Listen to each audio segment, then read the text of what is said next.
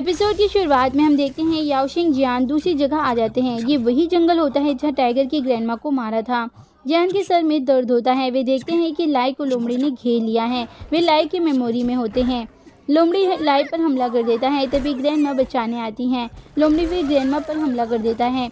तभी वही लड़का जिसको टाइगर ने बचाया था, वे लकड़ी काटने वाले वेपन से लोमड़ी पर वार करता है। लड़का लाई से कहता है, जल्दी झाड़ी के पीछे से जड़ी बूटी लाओ, खून को रोकना है। लाई भाग कर जाता है। लोमड़ी दोबारा हमला कर देता है। लड़का उसे वेपन से घायल कर देता है। लाई जड़ी बूटी को उखाड़ कर ला रहा होता है।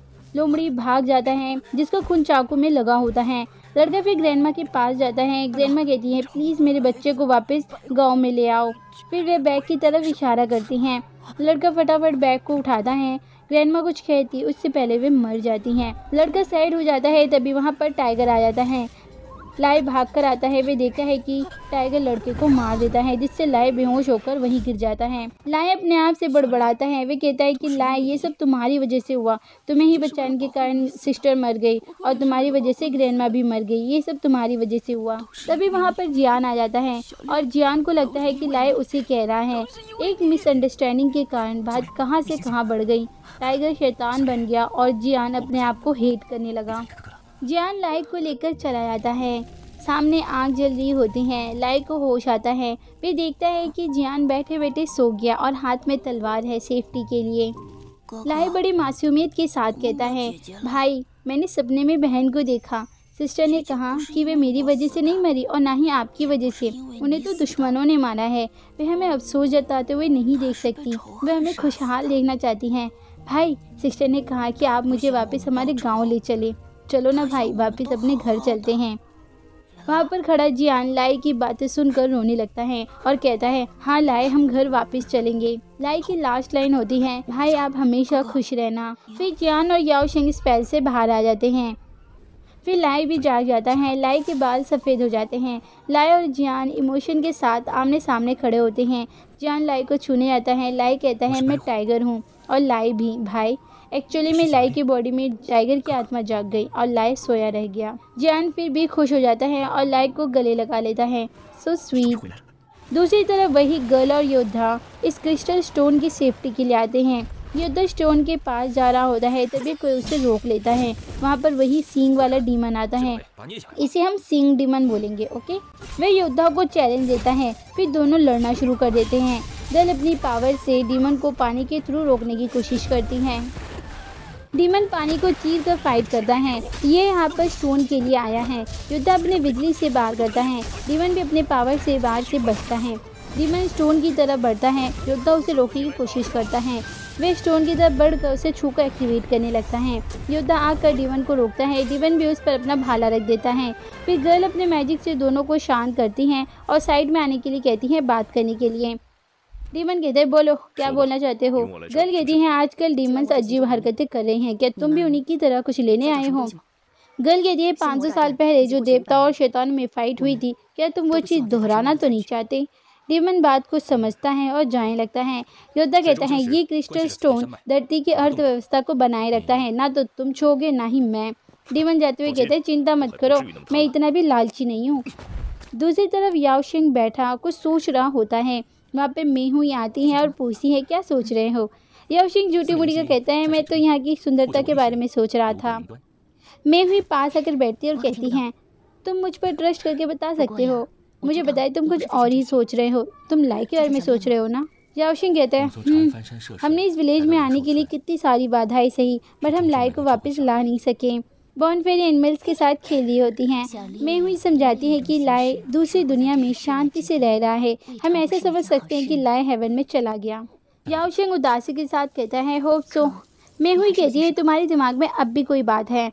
याओशिंग खड़ा होता है और आगे बढ़कर कहता है, एक्चुअली मैंने सच्चाई को अपनी आंखों से देखा। क्या मैंने स्पेल का गलत यूज़ किया।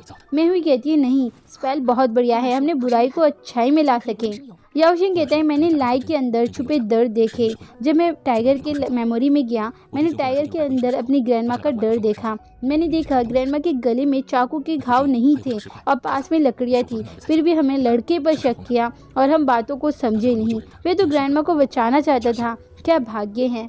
मेहुई कहती है, बट उस टाइम कोई नहीं जानता था सच्चाई क्या है। हमारी आंखें भी धोखा खा जाती हैं। याओशिंग कहता है तुमने सही कहा, बट ये बातें मेरे दिमाग से जा ही नहीं रही। मेहुई कहती है मैंने कई बार लोगों को पहाड़ों में गुम होते हुए देखा है। वे पछताते थे कि उसने गलत रास्ता चुना, बट वे भूल जाते हैं कि वे गलत रास्ते को पार करके सही रास्ते में आ गए हैं, फिर भी वे पछताते हैं। याओशिंग कहता है तुमने सही कहा, उस टाइम सिचुएशन भी अलग थी। मेहुई कहती हैं इसलिए कहती हूँ जो हो गया वो भूल जाओ, आगे की सही रास्ते पे चलो। याओशिंग झुककर मेहुई को थैंक्स कहता है उसे समझाने के लिए कि जो हो गया उस पर अफसोस ना जताकर आने वाले दिन बेहतर बनाएं। ये आप सब पर भी लागू होता है। फिर वे मेहुई को ईयरिंग ऑफर करता है। इस बार मेहुई एक्सेप्ट करके अपना कान बढ़ा देती हैं। याओशिंग ईयरिंग पहनाने ही जाता है, तभी मेहुई का फॉक्स ईयरिंग लेकर भागने लगता है। याओशिंग फॉक्स के पीछे पीछे भागने लगता है। इधर बॉर्न फेरी एनिमल्स को अपनी स्टोरी सुना रही होती है, तभी फॉक्स बॉर्न फेरी के सर के ऊपर से चढ़ कर जाता है। फिर बॉर्न फेरी और याओशिंग मिलकर फॉक्स को पकड़ने लगते हैं। उधर लाई जो अब टाइगर है वे उदास खड़ा होता है। पीछे से जियान आता है, तभी टाइगर टर्टल बर्ड आकर लाई को घेर लेते हैं। वे एनिमल लाई से पूछते हैं कि तो क्या तुम वाइट टाइगर हो। लाई उनकी बातों का रिप्लाई देता है और यस बोलता है। वे लाई को अपने साथ ले जाने लगते हैं। लाई जियान की तरफ देखता है, जियान यस बोलता है। फिर लाई जो अब टाइगर है खुशी खुशी एनिमल के साथ जाने लगता है। फॉक्स जियान के पास आता है। जियान फॉक्स के पास बैठता है। पीछे से बॉर्न फेरी और याओशिंग भाग कर आ रहे होते हैं। जियान फॉक्स को पकड़ने ही जाता है, फॉक्स भाग जाता है। फिर मेहुई अपने वेपन से फॉक्स को पकड़ लेती हैं। याओशिंग ईयरिंग पकड़ लेता है। फिर सभी फॉक्स के साथ खेलने लगते हैं। याओशिंग ईयरिंग को अपने पास संभाल कर रख लेता है। दूसरे सीन में याओशिंग हेड से पूछता है टाइगर के साथ जो साया थी वो क्या थी और इस लेक के बारे में आप हमें बताएंगे। मुझे पता है वे शैतान हैं। हेड कहती है हम उन शैतान को खुंदून कहते हैं। दुनिया की जब शुरुआत हुई थी तो खुंदून और स्प्रिट स्टोन हुआ करते थे। दोनों में एक स्ट्रॉन्ग था, एक वीक था। फिर स्टोन दो भागों में टूट गया। खुंदून जो शूरा हैं वे सब कुछ तबाह करके अपना कब्जा जमाना चाहता था। फिर वहीं स्पिरिचुअल बीस्ट आए, शूरा को पकड़ा और उस टावर पर कैद कर दिया। वो टावर पर दरारें आ गई जिससे वाइट टाइगर उनका शिकार हो गया था।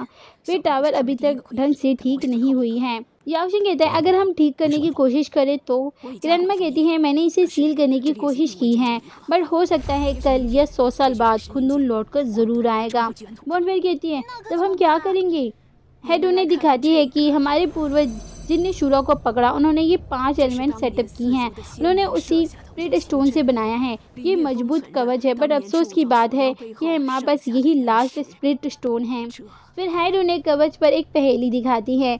याओशिंग पढ़ता है जिसमें लिखा होता है अर्थ ने आइस बनाया, बर्फ राख में बदल गई, लाल पत्थर सिया हो गया, सफ़ेद काला हो गया, संयुक्त तलवार कभी अलग नहीं होगा और जो मिरर के अंदर है वास्तव में वो है ही नहीं। याओशिंग पूछता है हेड ये क्या है। हेड कहती है ये 5 एलिमेंट पाने के लिए ये कोड सॉल्व करना होगा, बट मैं इसे सॉल्व नहीं कर पाई। मेहुई कहती है इन एलिमेंट्स के अलावा हमारे पास और कोई स्पिरिट स्टोन नहीं है क्या। हेड कहती है यस है। ईस्ट समुद्र में 5 आइलैंड है जो स्पिरिट स्टोन से बना है। ज्ञान कहते हैं ईस्ट समुद्र तो मैं वहीं पर ही पला बड़ा हूँ, पर मैंने कभी इस 5 आइलैंड के बारे में नहीं सुना। हेड कहती है जब शूरा के साथ युद्ध हुआ था तो वो 5 आइलैंड गायब हो गई। मैंने एक ब्लू बर्ड को ईस्ट समुद्र में भेजा है। बर्ड के पास स्पिरिट स्टोन का टुकड़ा है।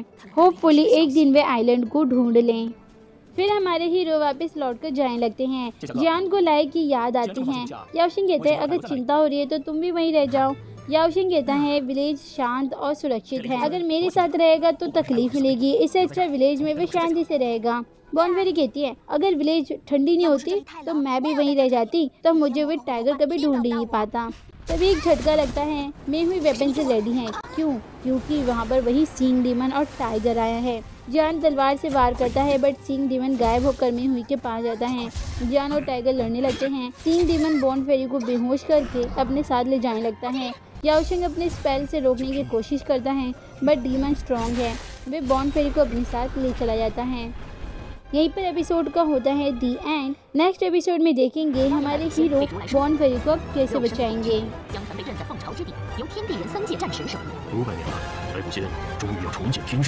500年才等来的机会。不怪，随我来。可怕，我来帮你们。乾坤之速。